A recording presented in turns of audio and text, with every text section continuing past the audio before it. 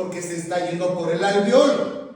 ¿Sí? Si yo tengo menos CO2, ¿sí? En cambio le digo al oxígeno, para con la hemoglobina. Le digo, pana, ¿qué deberías hacer?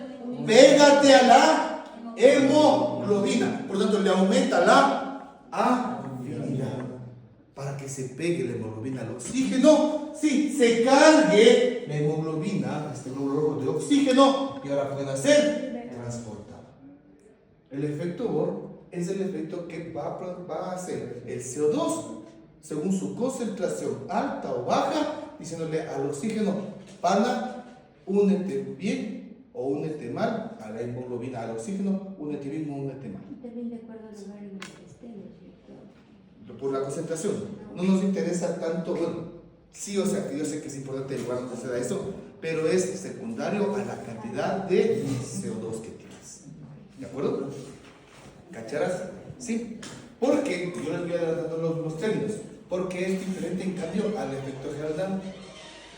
El efecto Haldane es el efecto que tiene el oxígeno para con el CO2. ¿Sí? En cambio el oxígeno en altas cantidades de oxígeno, ¿qué le va a ser importante? Si yo tengo mucho oxígeno, ¿qué le va a decir al CO2 que está ligado a la hemoglobina? Que se libere. Ándate, yo te reemplazo. Yo voy a meterme en esta hemoglobina. Yo necesito que ahora tú disminuyas tu afinidad para con la hemoglobina. Aquí dice que la hemoglobina también se transporta el CO2 se transporta por el glóbulo rojo, por la hemoglobina. ¿Sí? Pilas. Y al contrario, si yo tengo poco oxígeno, ¿qué le va a decir al CO2? Únete a la hemoglobina. Sí, para que seas transportado y llevado. Entonces son puntos de vista. ¿Sí? Para que lo veas y lo leas más fácilmente. ¿Sí? El efecto Bohr, ¿quién hace el efecto? CO2. Entonces es tu mejor amiga. ¿Sí? Que le ve de que esa chica vale la pena. Y te dice, ve, pegate a ella. Echarle los pelos, es buena persona, buena tipa. Le ve a una de que es vaga, de que quita el tiempo, es tóxica, que quiere que solamente le pases regalos, que solamente quiere que le pases mimando, de que estés ahí. ¿Qué te va a decir tu amiga? No, déjalo, ya ha roto corazones de esa mamá. Hacele caso. Sí, las amigas se dan cuenta, pero como uno es necio, ahí está. ¿Sí o no? Eso es lo que hace el CO2. Te va diciendo, sí, ahora sí aprovecho. Vivo alzando pelito. No. Sí, eso es lo que hacen indirectamente. Sí, el CO2 para con el oxígeno e igualmente lo que hace en lo que es el efecto Haldane, lo que hace el oxígeno para el CO2. Sí, le dice al uno al otro cómo debe ser su afinidad. ¿De acuerdo? ¿Por qué? ¿Y por qué es importante esto? Porque te está diciendo a ti, de que no lo consideres aisladamente el intercambio de oxígeno para con el tejido, para en el pulmón, como también en el tejido, sin tomar en cuenta de que también a su vez se está dando su efecto para con el CO2. Sí, se está dando su efecto para con el CO2, porque así cuando está entrando oxígeno al glóbulo rojo, a su vez está saliendo CO2. Y esto es por un efecto entre los dos. El uno provoca más o menor afinidad de hemoglobina sea para el CO2 como para el oxígeno. ¿Sí? Muy bien. Entonces yo sigo con esta parte y me comienza a hablar solamente en tablas de lo mismo. Tablas de lo mismo que me están diciendo, lo mismo que acabamos de ver, me está diciendo que cuando yo tengo mi presión arterial, es decir, mi porción acá un poco oxigenada, de 40, sí, en el primer tercio de la circulación pulmonar, sí, en ese momento, ¡pum!, me sube por montones y me satura a 104. Satura a 104, pero se mezcla con la sangre, mira, sangre de la irrigación pulmonar, para más decir, venas bronquiales, le baja a 95, ahora sí, paso por los capilares sistémicos y pasa a la sangre venosa sistémica. ¿Sí? Bueno, perdón, pasa lo que será la circulación arterial sistémica, es consumido este oxígeno otra vez hasta ¿cuánto? Hasta 40 y ahora pasa a ser porción venosa. Pero cuando llega a la aurícula derecha, ventrículo derecho, va a llegar otra vez al pulmón para ser otra vez oxigenado. Es lo mismo. Sí, es lo mismo que esto, lo que está ahí. Simplemente es el razonamiento de dónde se encuentra cada cosa. Muy bien, porque el CO2 igualmente le encanta irse intercambiando. Le encanta irse intercambiando y mira cómo el CO2 igualmente cuando está entrando, cuando está saliendo, mejor dicho, desde el tejido, está saliendo desde el tejido. El CO2, en cambio, el oxígeno no está entrando. Sí, siempre va a haber un intercambio entre uno y otro. Aquí la parte interesante va a ser de que la hemoglobina siempre toma este comando. La hemoglobina siempre toma este comando, pero aquí también tenemos otras características diferentes. La principal va a ser de que el oxígeno, para poder meterse hacia el tejido y salir desde el tejido, necesita de qué característica principal para poder pasar de un lado al otro como oxígeno libre. ¿Es dependiente de qué? De la concentración. Es importante porque depende de la concentración. Más concentración, más presión diferencial para pasar de un lado al otro. En cambio, cuando hablamos del CO2, ¿es importante un montón la concentración? No, porque este tiene como característica el coeficiente de difusión o de solubilidad, sí, que nos permite pasar 20 veces más que el oxígeno de un lado al otro, con un diferencial de 1 o 2. ¿Sí? Entonces, es una característica y aparte de eso también va a ser una características importantes de cada uno de ellos, sobre todo lo que será esta parte de la desgrasa carbónica que permite 500 veces más transportar CO2. Eso, por favor, ponte pilas. Muy bien, entonces en este intercambio, ¿qué es lo que nosotros nos ponen claramente? Esta parte es que dice, toma en cuenta lo siguiente. Aquí, ¿qué factor es lo interesante? El factor interesante es esto. Esto es el tejido. Esto es el tejido. Y nos está diciendo que nuestro tejido, ¿sí? Músculo, que nuestro tejido va a producir, mejor dicho, va a consumir oxígeno. Entre 5 y 40 milímetros de mercurio de presión arterial de oxígeno va a tener. ¿Cómo que va a tener? Va a consumir. Más consumo tendrá solamente 5 nada más. Menos consumo tendrá un 40. Pero le pone de que tendrá un aproximado, ¿sí? Un promedio de 23 milímetros de mercurio.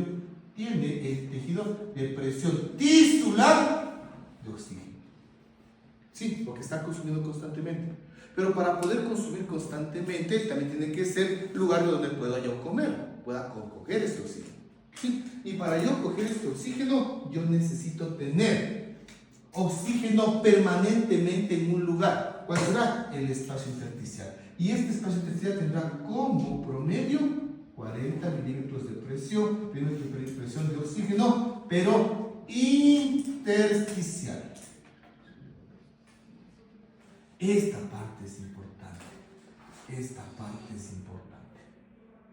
Porque a mí, siempre yo voy a tener intercambio de oxígeno o llegar a tener oxígeno en el tejido. Siempre que mi espacio tisular esté lleno o esté aportándome o me estén aportando con oxígeno a ese espacio intersticial.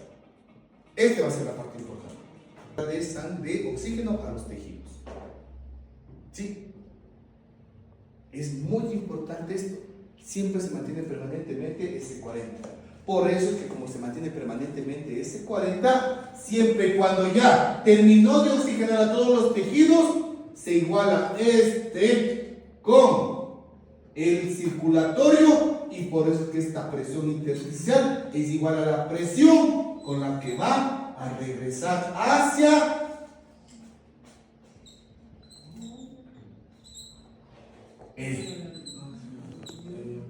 es decir, me equivale a la presión intersticial de oxígeno. ¿Sí? Y comienza la circulación, obviamente. Aurícula derecha,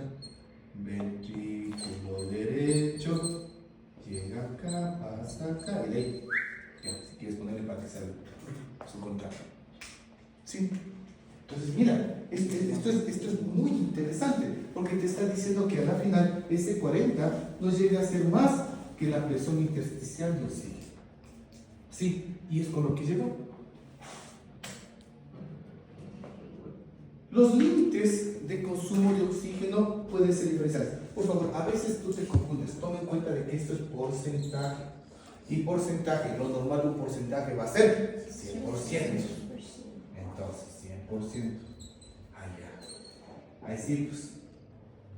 Entonces, en un 100% de flujo sanguíneo, estamos hablando ahorita, flujo, cantidad de sangre que pasa por aquí, cantidad de sangre que pasa por aquí, cantidad de sangre que sale, cantidad de sangre que circula, cantidad de sangre que circula.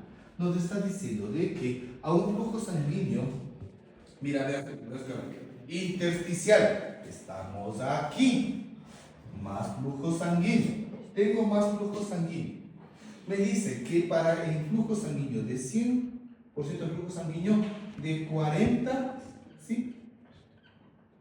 Si yo aumento, es mi presión de líquido intersticial, 40. Si yo aumento mi flujo sanguíneo, también aumento la cantidad de presión arterial de oxígeno a nivel intersticial. Aumento mi flujo sanguíneo, 400, 450. Qué pesta, pero me sube el líquido intersticial con oxígeno. Y si yo tengo más presión de oxígeno en el nivel intersticial, yo tendré mayor o menor facilidad para que ese oxígeno entre al tejido. Mayor, porque este sigue siendo siempre de 23. Y ahora voy a tener, ya no 40, tendré 70. Tengo un diferencial grandote que a la forzada se mete el oxígeno al tejido. Le favorece full de que a un tejido sea muy bien irrigado, porque me aumenta mi intersticial y le da más oxígeno a mi tejido. Ve, una maravilla. Una maravilla. Eso sería el ejercicio, ¿no es cierto? Por ejemplo. No, estamos ahorita Consumo normal. Mira, porque aumenta el flujo. ¿Cuál es la variable? Flujo. ¿De acuerdo? Sí. Pero ahora, hagámosle que tenga ejercicio. Sí. ¿Sí? Entonces, por 4.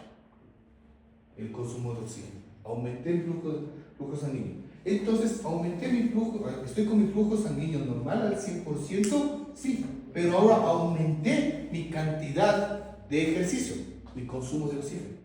Por lo tanto, ya se me hace un poco más difícil poder llegar a lo intersticial. Mira, baja mi cantidad de líquido intersticial. ¿Sí? Sí, me llegó, mira, en este caso me llegó a un 20 aproximadamente. Se me dificulta full. Yo necesito que haya un diferencial.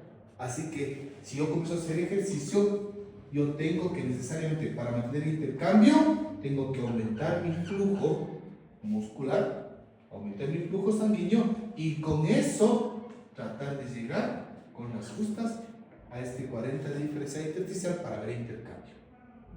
¿Sí? Entonces es importante que al hacer ejercicio aumente el flujo sanguíneo de dicho órgano para yo mantener mi intersticial en 40 y permitir el intercambio gaseoso. ¿Sí? Entonces siempre que hay ejercicio tiene que aumentar el flujo para mantener la presión arterial, presión intersticial de oxígeno en 40. ¿Sí? Eso es lo que me está diciendo. En cambio, si es que yo no hago nada de ejercicio, estoy botado, sentado nada más todo el santo día, sin llegar al gimnasio, sí, simplemente para mí, en un cuarto de ejercicio, no hago nada de ejercicio, para mi tejido me equivale a un montón, con ese flujo me equivale a un montón. Entonces me sube un montón de intersticial.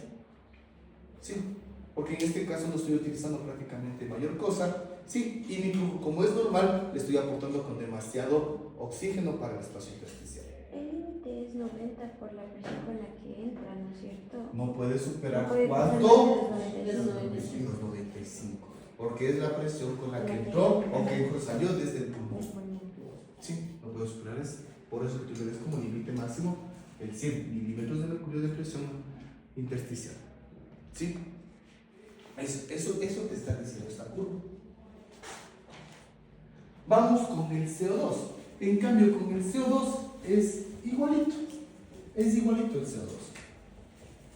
Pero el CO2, en cambio, el CO2, mira cómo viene. ¿Cuánto es la presión? Vamos aquí otra vez. ¿Cuánto tengo de presión alveolar de CO2? 40 milímetros de mercurio. ¿Sí? 40 milímetros. ¿Con cuánto de presión arterial de CO2 en la porción de la arteria pulmonar que tiene sangre poco oxigenada? ¿Sí? ¿Con cuánto entra? 45. 45. ¿Un diferencial de cuánto? De 5. Se compensa por el coeficiente. ¿Sí? Entonces, ahí sí puede pasar pues para acá. Perfecto. Entonces, se iguala presiones y por eso cuando sale por la sangre, ¿con cuánto va a salir? Con 40. Lo mismo que lo alveolar. ¿Sí? 40 milímetros de mercurio de presión de CO2 arterial en la porción que va a ir hacia lo sistémico. ¿Sí? Chévere. 40. Me está llegando el CO2. Sí. La producción, aquí sí. En cambio, en lugar de consumo es la producción de CO2. Sí, como el CO2 se produce constantemente en los tejidos, esta producción de CO2 va a ser de 46 milímetros de mercurio. Bastante interesante. Entonces aquí produzco 46 milímetros de mercurio. ¿Cuánto yo debo tener permanentemente en el espacio intersticial? 45. Totalmente diferente a lo que pasa con el oxígeno. Tengo 46 en el tejido, 45 permanentemente en el intersticial. Solamente con uno de diferencial, pues ¿qué es lo que va a provocar? Perdón, de que salga con facilidad del espacio intersticial. ¿Con cuánto llegamos? Con 40. Con 40, por lo tanto, más presión en el intersticial hace que salga. Y lo mismo, lo que salga en el intersticial es como va a salir por el extremo venoso. Ya cuando termine el intercambio gaseoso. Y ese 45 es con lo que llega al pulmón para el intercambio. ¿Sí? ¿Qué ha sido la parte importante de esto? El intersticial. El intersticial es el que siempre tiene que tener un diferencial permanentemente para poder hacer el intercambio gaseoso. El 46 están los tejidos, pero ¿Ah? Igualmente, mira qué eficiente que es. Si es que vamos a estar, mira dónde nos encontramos, en el alveolo. En el alveolo. Entonces, en el alveolo, la sangre que equivale al pulmón. ¿Al pulmón con cuánto llega de CO2? ¿Con cuánto llega? 45. Mira, llegó con 45.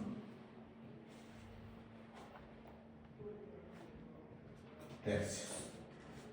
Llega con 45 en un extremo arterial, arteria pulmonar, obviamente. Y apenas se pone en contacto con el pulmón, sí, hay el intercambio. 40 en el alveolar, intercambio, y mira cómo le bajas totalmente la cantidad. ¿Hasta cuánto? 40, que es la presión alveolar de oxígeno. Hacen equilibrio. ¿Por qué? Porque hay ventilación alveolar constantemente. Hace que disminuya y por lo tanto un pulmón normal y sano permite de que se mantenga siempre en 40, porque este 40 es importante para el diferencial a nivel de los tejidos y que haya una eliminación de CO2. ¿Sí? Eso es lo que nos está diciendo. Simplemente lo mismo que hemos estado graficando. Entonces tiene que ir bajando también según la situación. Y es así que el flujo sanguíneo, mientras el flujo sanguíneo te permite, en el caso del oxígeno, te permite aportar con más oxígeno al espacio intersticial, el aumento en el flujo sanguíneo en relación al CO2 permite disminuir mucho más. Es diferente. Si yo tengo más flujo sanguíneo, 100% flujo sanguíneo, lo normal. Sí, cuando necesito que entre con 45 milímetros de mercurio, mira, lo llego rápidamente, ¿ve? Con flujo sanguíneo rapidito le llego. Sí, pero si en el momento en que yo hago un metabolismo aumentado, tengo más metabolismo aumentado, tengo bastante CO2 dentro del espacio intersticial, porque eso es intersticial, sí, yo solamente con flujo sanguíneo normal no logro llegar a las necesidades para intercambio gaseoso. Yo necesito aumentar mi flujo sanguíneo para poder llegar a una cifra relativamente importante para poder hacer intercambio gaseoso. ¿Eso qué quiere decir? Que yo durante el ejercicio necesito mayor cantidad de flujo sanguíneo para que desde el punto de vista de oxígeno, ¿qué hacer? Llegar al 40. Para aportar con más oxígeno al espacio intersticial. En el ejercicio, desde el punto de vista del CO2, necesito más flujo sanguíneo para disminuir más CO2, barrer más CO2 hacia la circulación. Más circulación, más oxígeno intersticial, más irrigación, menor CO2 intersticial. Le bajo más aún si que estoy produciendo más CO2. Por eso es proporcional. Por eso yo necesito siempre tener una buena circulación, y aquí se está reflejando una buena circulación periférica en los tejidos al hacer ejercicio, y más aún si estamos hablando del tejido muscular. Es saber de que yo, cuando tengo, a veces le encanta hacerse lío a Gaito. Mientras más lío te ponga, mejor para él, para romperte el coco. Entonces te va a decir que si yo tengo 4 cadenas, una sería 25, 250, 375 y 4 100%. Oiga, pero dos, quiere decir que entonces podemos nosotros llegar a una saturación de 100%. Pero si me están diciendo de que llego a los 4, ratito, por 100 ml de sangre, eso es lo que le falta. Entonces eso quiere decir de que no podemos llegar al 100% porque nosotros tenemos algunos glóbulos rojos que se me mezclaron en estos 100 ml. Entonces estos 100 ml se me mezclaron con la sangre de las venas bronquiales, y eso me provocó de que sí, estos están al 100, pero hay algunos que estarán apenas al 75, y este promedio es lo que me llega al 95% de saturación. ¿Sí? Entonces se repite un mismo efecto. ¿De acuerdo? Sí, muchos glóbulos rojos están al 100, pero se mezclan a unos que no están, que están con la vena bronquial. Pero mira lo que te estoy diciendo. Es decir, que la vena bronquial que tiene sangre poco oxigenada ha estado sin oxígeno. No. Mira cuánto ha estado. Al 75. Es decir, que la sangre venosa no llega a un 0, llega a un 75% de saturación, la sangre venosa. En cambio que la arterial supera el 75%. Entonces, si yo tengo una presión de oxígeno en sangre, presión arterial de oxígeno, la presión arterial de oxígeno al 40,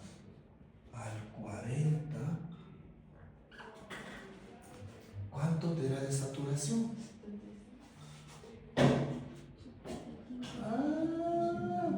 Tenido 75%. Y cuando una sangre se oxigena, ¿sí? ¿Con cuánto sale? con 104, pero para la circulación con 95. si sale con 95, me sale igualmente con 95% hasta 97%. O sea que si tengo 104, 120, puedo llegar al 100%. Pero puedo pasar de 120. No. Sí, pero no subir la saturación. ¿Puedo pasar de 120 normalmente? Porque Porque nuestra la presión arterial es de. No. No podemos superar eso. Bueno, aquí estamos hablando de fisiología, estamos hablando de suplementar. Es otra cosa de que yo de suplementario, ahí si llego a 120 y llego al 100. Y si llego al 100, quiere decir de que si tengo 100% de oxigenación, tengo 0% de. Si aquí yo tengo 95, ¿sí? 95, ¿sí? ¿Qué quiere decir de que el otro 5% de qué va a ser? Sangre venosa de CO2. ¿Sí? Dice 95%. No es solamente eso, sino que tendrá ese 5% de ser de algo. Es CO2. Nosotros debemos tener CO2. ¿Sí? Entonces, esto es lo normal. Hay un lindo cálculo que se encuentra en el libro que te dice que por cada gramo de hemoglobina se logra transportar 1.25. De eso haces una regla, te haces 1.25 por 15 miligramos y te vas a ir de que el 100% de saturación te equivale a 20 volúmenes, es decir, 20 ml minuto aproximadamente, que dice de oxígeno que puede ser transportado. Ahí está mismo la fórmula que te hace. Sí, es decir, 100% te equivale a 20.1 aproximadamente, si no me recuerdo. Sí, pero nosotros normalmente tenemos 100% saturación. No, nosotros tenemos 95, 97% y eso me equivale a 19.1.2 ml de oxígeno transportado de consumo. Es lo mismo, es el equivalente. Pilas con eso. El uno es cuántos gramos o cuántos ml de oxígeno se consume y el otro es el equivalente, que es lo mismo que decir saturación de oxígeno. ¿Sí? Por eso es que le pone al mismo nivel. ¿Sí? Le pone al mismo nivel. Cuando yo tengo esto, me va a ir diciendo de que yo necesito saber cómo se transporta el oxígeno y también cómo se transporta el CO2. Y aquí tenemos que ir viendo el transporte del oxígeno es a través de la hemoglobina. Y la hemoglobina transporta dicho oxígeno. Y ese oxígeno con la hemoglobina es una relación. Sí, una relación. En la cual, si es que ves de que una relación no funciona, ves que una relación, en lugar de darte, maximizarte, mejorarte, sacar lo mejor de ti, una relación es mala. No te ayuda. ¿Qué tienes que hacer con esa relación? Terminar, separar. Sí, así digas que le ames. Así digas de que yo le voy a cambiar. No cambia. No cambia. Necio. No cambia. Si una relación no te mejora, me quedo. Hasta que vengas con el ojo hinchado. Sí, es la típica. Me pegó por mi bien. Así comienza, ¿verdad? Sí, muy bien. Entonces, si una relación no va, ¿qué tienes que hacer con el que estás pegado? Que se vaya. Si una relación está bien, pues te quedas pegado. Pero en cambio es diferente. Y debo tener el potencial de poder unirme con lo que me conviene, ¿sí? Y cuando no, hacer que se separe, ¿sí? Pero en el caso de la sangre tenemos que ser extremos según el ambiente, ¿sí? Yo lo normal va a ser que cuando yo estoy con una presión de oxígeno en sangre, ¿sí? En sangre, de 40, de oxígeno en sangre, es decir, ¿dónde estoy ahorita? con 40 de presión. Pero estoy en qué vaso? En la arteria pulmonar que queda en el sangre poco oxigenada. ¿Sí? Por eso tengo 40. En este momento, mira, aquí está. Mira el oxígeno en la sangre, ¿cuánto tengo yo en volúmenes? En volúmenes, ¿cuánto era? ¿Cuánto era si hablaba del 95% de saturación? ¿Cuánto me quedaba? 19. Ah, ya. Entonces tengo en este momento apenas 14 o 15 volúmenes. Porque eso no equivale a 70% de saturación. ¿Sí? Entonces, ahora, pues por eso te digo, le encanta hacerte el lío a Gaito. Hubiera dicho por saturación, hubiera puesto ese no. No, el pana quiere poner volúmenes. Pero como tú fuiste tan pilas, tuviste de qué volúmenes es igual. 15, 95. Ah, pues ahí sí, pues. Es lo mismo. Pues como ya cachaste eso, porque tú eres súper inteligente, ahora en cambio le hablaré directamente de esto. Ve, 14. Volúmenes igual como cuando ven como a una saturación 75%. Comienza a haber mayor presión de oxígeno en sangre, que es lo que va a hacer la hemoglobina. Pues la hemoglobina, oxígeno en hemoglobina, va a ir aumentando a casi 20 volúmenes, o específicamente a 19, ¿no? 19, y eso me equivale a cuánto de saturación? 95%. Ah, ya, pues ahí está, con razón. Entonces ahora ahí se quiere decir de que con 104 aproximadamente, con 95 milímetros de mercurio de presión arterial de oxígeno, me llega a un 95% de oxígeno, de saturación de la hemoglobina, y eso me equivale a 19 ml de oxígeno en volúmenes. Es lo mismo. Es 95. Ya estamos saliendo. Ya pasó por esto aquí.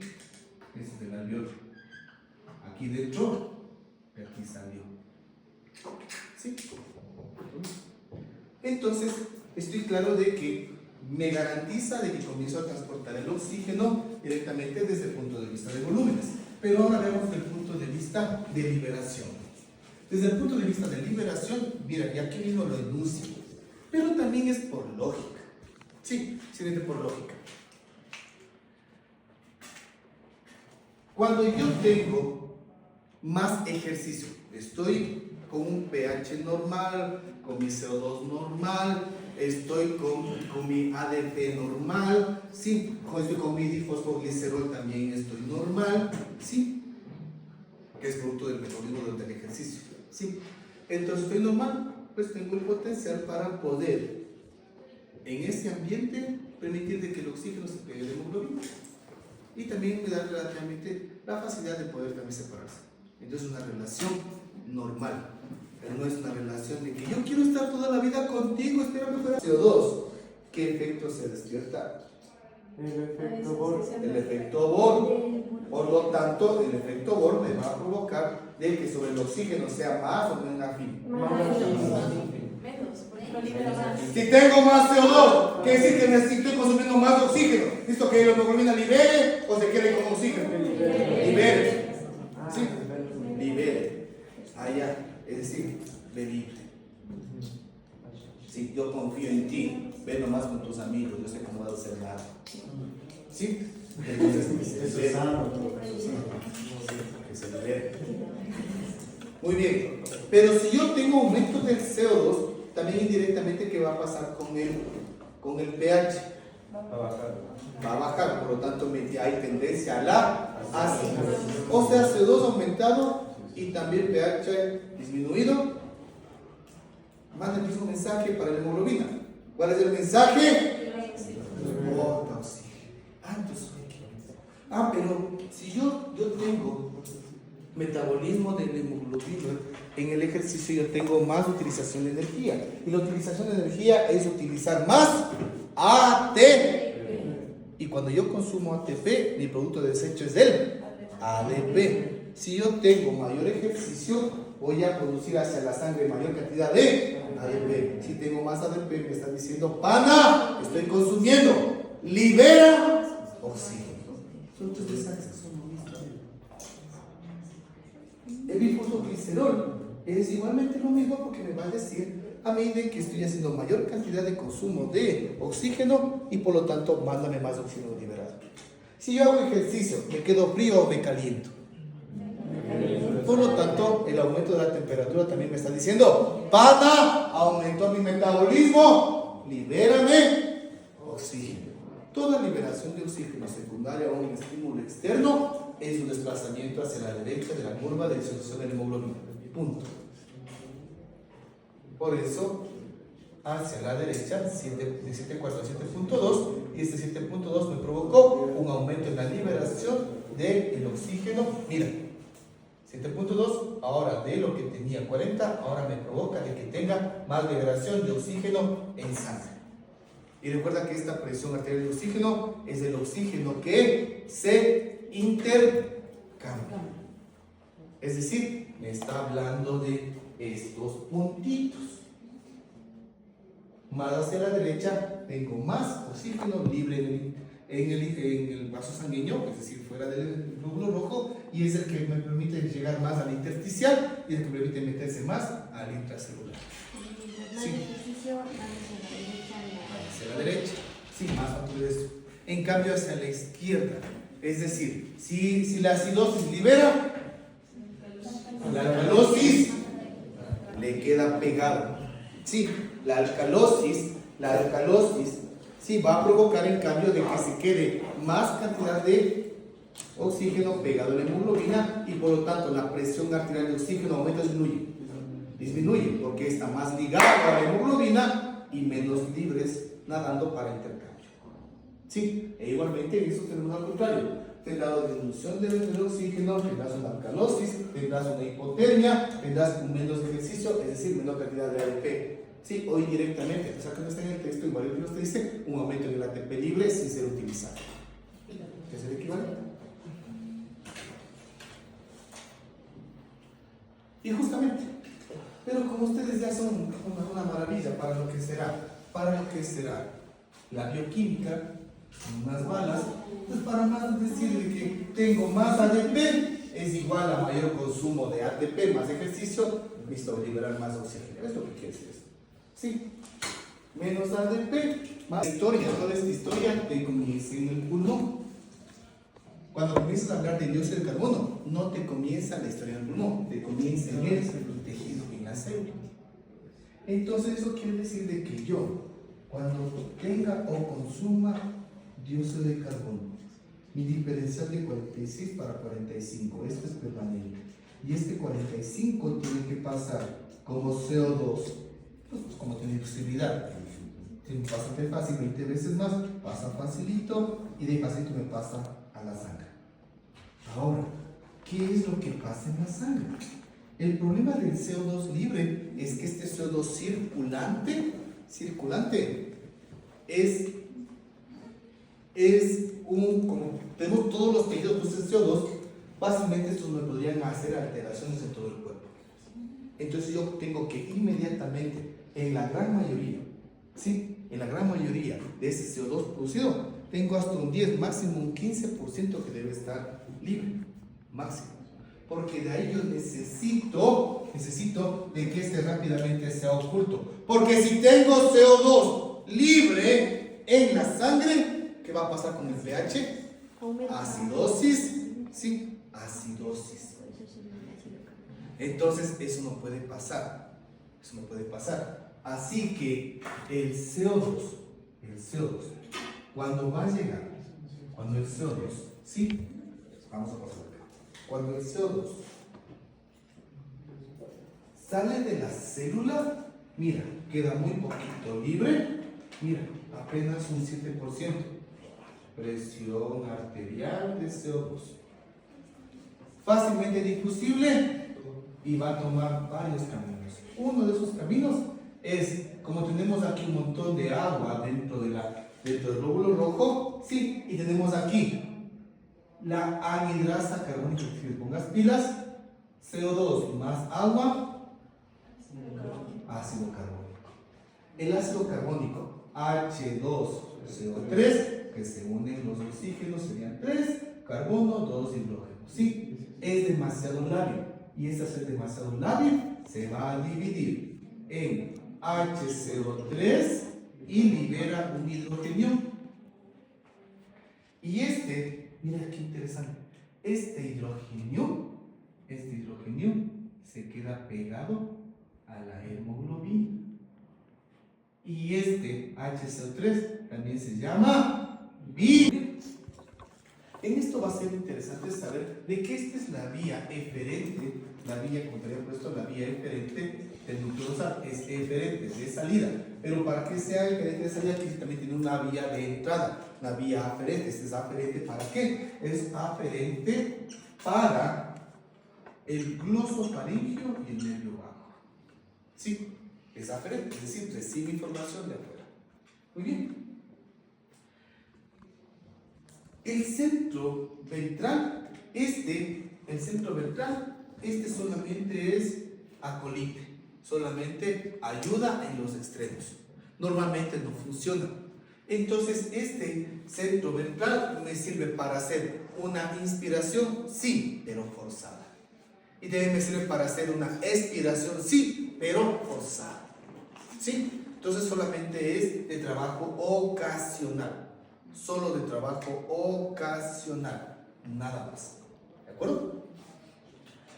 ¿Por qué tenemos esta parte clara? Porque te comienza a hablar un montón de cosas de este centro, de que, otra cosa, estos se encuentran en el bulbo raquídeo, es decir, en el tallo cerebral.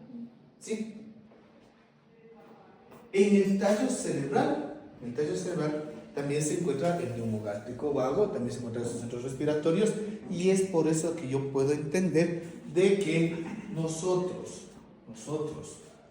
cuando una persona, mejor dicho, veamos desde otro punto de vista.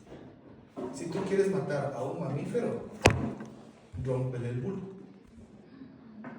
Si le rompes el bulbo raquídeo, le dejas sin mecánica respiratoria y déjalo respirar inmediatamente.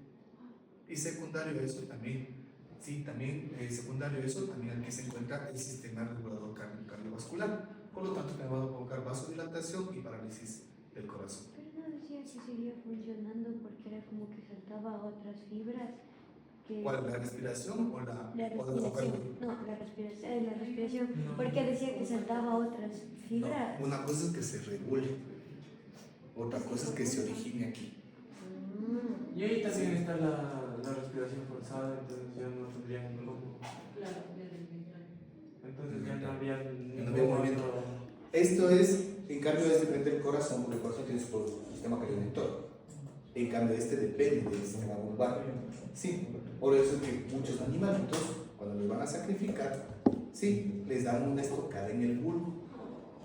Traen directamente y una estocada en el bulbo les matan inmediatamente con la respiración. Y es lo más, no sé si la palabra es más humano o menos agresivo, de que ellos pierdan la conciencia inmediatamente y pierdan sus funciones vitales. Así les matan a los toritos. Así les matan a ellos. Y también, y perdón que lo vaya de esta manera, esta es una manera más desde el punto de vista de los que gustan de la carne de alta calidad debe ser libre del lactato. El lactato empeora el sabor de la carne y también hace de que se haga un poco más dura. ¿Sí? Entonces, cuando se hace lactato en un mamífero, cuando lo estresas, cuando lo estás agrediendo.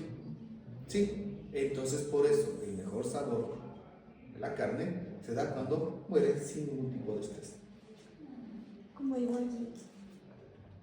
¿Cómo que? Igual. Esa carne. Y que no tiene nada que ver con los 3 núcleos.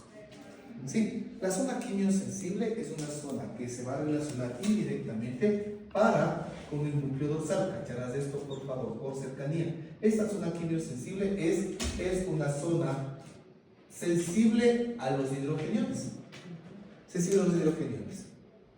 Y aquí tenemos que hablar de 2 tipos de centros respiratorios. un centro respiratorio periférico y un centro respiratorio o de control respiratorio central. Hablamos en este momento del control respiratorio central. El control respiratorio central por todos estos núcleos, pero sobre todo en este caso de la zona quimiosensible. La zona quimiosensible es sensible con dihidrogeniones, pero yo tengo aquí otra cosa. Yo tengo aquí la membrana hematoencefálica. La membrana hematoencefálica y por lo tanto yo que tendré aquí circulante líquido cefalorraquídeo.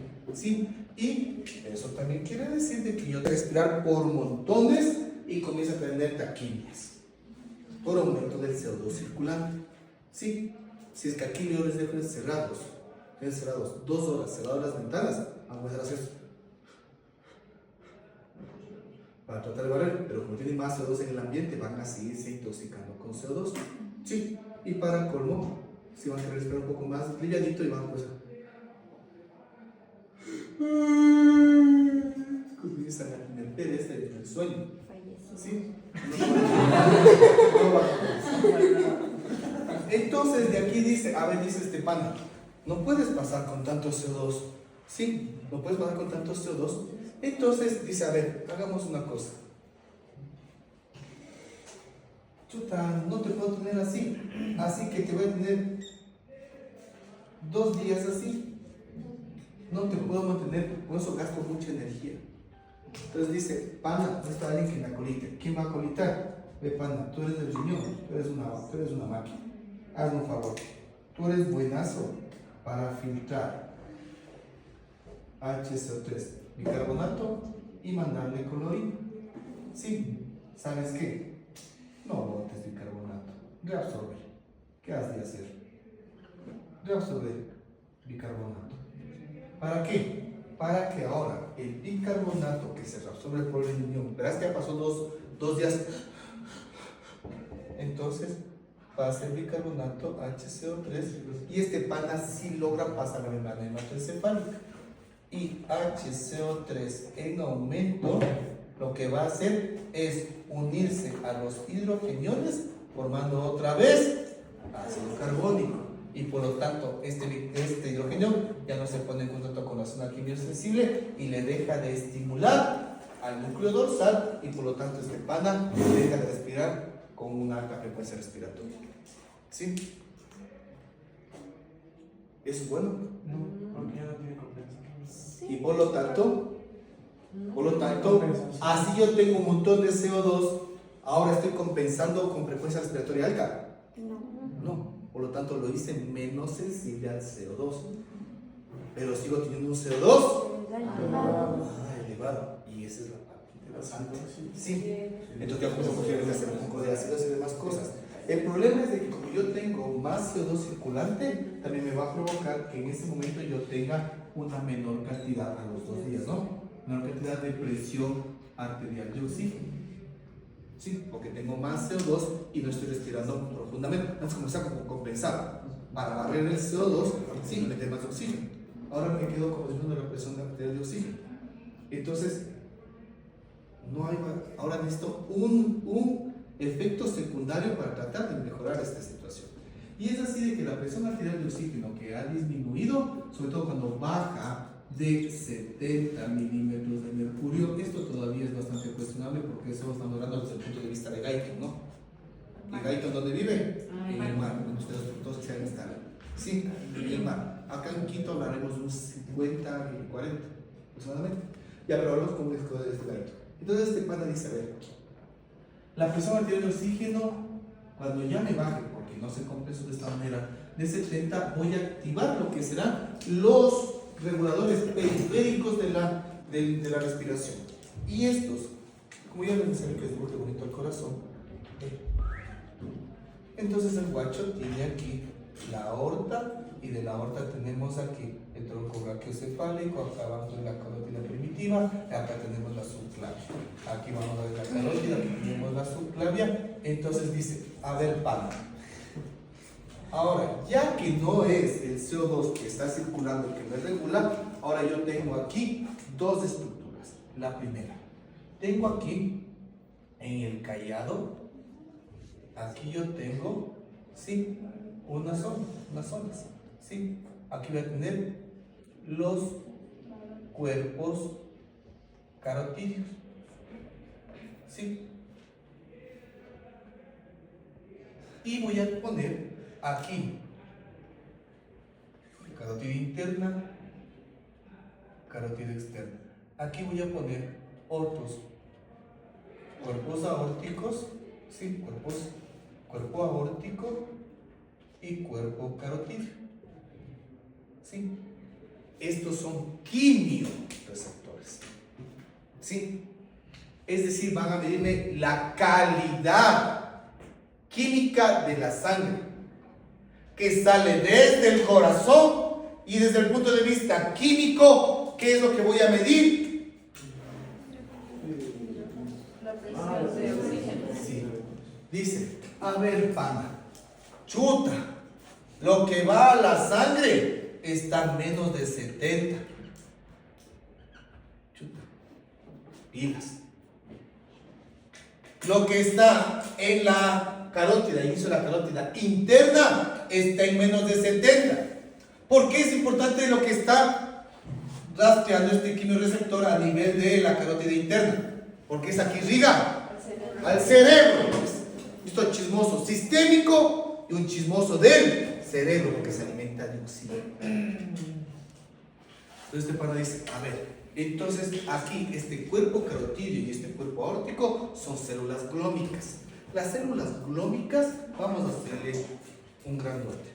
Esto es la pared. Esto es la pared de la aorta o pared de la carótida. Esto es la célula glómica. La célula glómica es decir, el cuerpo aórtico, cuerpo carotídeo. Hagámosle un grandototote. ¿Sí? Y este manda así.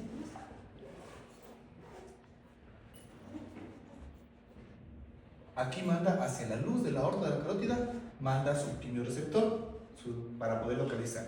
Dice, pana, bajaste de 70. Allá, listo, lo rastreo y le comunico a mi jefe. Esta célula glóbica, al haber menor cantidad de oxígeno, va a provocar una despolarización. Y esta despolarización va a provocar que dentro haya una entrada de un ion que mueve todo. Que mueve todo. ¿Cuál mueve todo? Calcio. Hace que se abran los canales de calcio. Y este canal de calcio va a provocar que sus vacuolas que están aquí, que contienen desde el punto de vista, si yo tengo vacuolas aquí, me va a provocar secreción, movimiento de estas, van hacia la membrana. Pongámoslo acá, van hacia la membrana y se funden y van a vaciar su contenido. Qué interesante, el contenido de esta célula glómica a la estimulación va a hacer que estas contienen ATP. Desde el punto de vista de la célula glómica, el ATP no es como energía, es un mediador químico. Ay, qué interesante. Y aquí, mira que esto es toda esta parte, qué interesante. Aquí se encuentra a esta altura dos nervios, ramas del glosofaringio, también llamado nervio de Hering, respiratorio de Hering, y el otro el neumogástrico. Pero ¿cómo lo hacemos aquí? Pues me equivale a esto. Esta ramita, sea esto el vago, sea esto el glosofaringio. Entonces ahora el ATP se suelta y estimula la placa sináptica y le provoca una despolarización a la rama del glosofaringio en que está en el cuerpo carotídeo o a la rama del nervio vago que está en el cuerpo aórtico y le dice, pana, estimúlate. Y esta estimulación lleva a una vía aferente de chismosería. Es un chismoso. Y este chismoso va a ser aferente ¿para cuál? Para el núcleo dorsal. Pero la estimulación del núcleo dorsal a través del glosofaringio y del vago secundario a una estimulación por baja cantidad de oxígeno provoca de que este, al estimularse por el glosofaringio o por el nervio vago, en lugar de provocar taquipnia, provoca esto.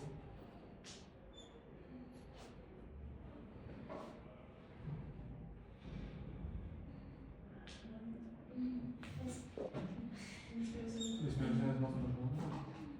¿Qué provoca? Respiración profunda, pero aumento en la frecuencia respiratoria. No. Ahora cada respiración es profunda, la baja, y logra compensar. Y a todo este proceso le llamamos aclimatación. Y conlleva por lo menos más de 2 días para que se estimule este mecanismo y permita que el pulmón aumente su volumen respiratorio utilizando su volumen de reserva inspiratoria para tener más aire, más oxígeno y permitir de que ya no respire con rapidez, sino con profundidad. ¿Sí? Por eso es que tardan en escalar una cima varios días, hasta que hagan aclimatación, aumente su volumen respiratorio. ¿Capisci? Sí, hermoso. ¿Y por qué suspira? Depende de por qué sea. Porque está enamorada. Sí. Hay cosas